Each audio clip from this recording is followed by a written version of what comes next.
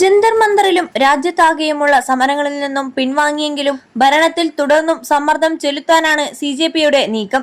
ഇതിന്റെ ആദ്യ സൂചനയെന്നോണം പുതിയ വിദ്യാഭ്യാസ മന്ത്രിയോട് ചില നിർദ്ദേശങ്ങൾ മുന്നോട്ട് വെച്ചിരിക്കുകയാണ് അവർ. ആത്മാർത്ഥതയോടെ പ്രവർത്തിക്കണമെന്നും ഉത്തരവാദിത്തം കാണിക്കണമെന്നും വിദ്യാഭ്യാസ വകുപ്പിനോട് CJP ആവശ്യപ്പെട്ടു. സർക്കാരുമായുള്ള ചർച്ചയിൽ പരീക്ഷാ സംവിധാനത്തിന്റെ നവീകരണത്തിനായി 5 നിർദ്ദേശങ്ങൾ അറിയിച്ചതായാണ് റിപ്പോർട്ടുകൾ. ഇതൊരു തുടക്കം മാത്രമാണെന്നാണ് ധർമ്മേന്ദ്ര പ്രധാന്റെ രാജിക്ക് പിന്നാലെ ഇന്നലെ സമരവേദിയിൽ CJP സ്ഥാപകൻ പ്രസംഗിച്ചത്. മാത്രമല്ല, കേന്ദ്ര സർക്കാരിനെ തുടർന്നുള്ള ദിനങ്ങളിൽ അക്കൗണ്ടബിൾ ആക്കുമെന്നും പറയുമ്പോൾ BJP ഇനിയും വിയർത്തേക്കുമെന്നാണ് റിപ്പോർട്ടുകൾ. പരീക്ഷാ സംവിധാനം നവീകരിക്കുന്നതിനായി പുതിയ വിദ്യാഭ്യാസ മന്ത്രിക്ക് മുന്നിൽ 5 പ്രധാന നിർദ്ദേശങ്ങൾ സമർപ്പിച്ചിട്ടുണ്ട്.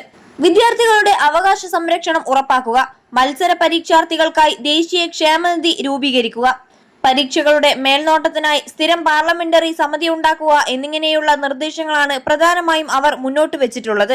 അതേസമയം സമരത്തിന്റെ ഭാഗമായി വിദ്യാർത്ഥികൾക്കും പിന്തുണച്ചവർക്കുമെതിരെ എടുത്ത കേസുകൾ പിൻവലിക്കണമെന്നും ഇവർ ആവശ്യപ്പെടുന്നുണ്ട്. പരീക്ഷാ ചോദ്യപേപ്പർ ചോർച്ചയെ തുടർന്നുണ്ടാക്കിയ പ്രതിഷേധ സമരം അവസാനിപ്പിച്ചെങ്കിലും സംഘടനാ പ്രവർത്തനം ഇതുകൊണ്ട് മാത്രം അവസാനിപ്പിക്കില്ലെന്നാണ് പാർട്ടി നേതൃത്വത്തിന്റെ നിലപാട്.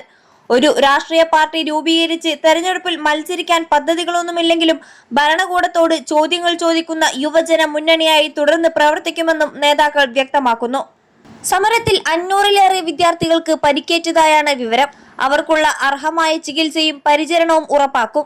21 ലക്ഷത്തോളം സന്തുഷ്ടരായ ഉപഭോക്താക്കളും 2 ലക്ഷത്തോളം തിമിര ശസ്ത്രക്രിയകളും പൂർത്തിയാക്കിയ മലബാറിലെ ഏക കണ്ണാശുപത്രി Al Salama eye hospital, hospital road, Perinthalmanna.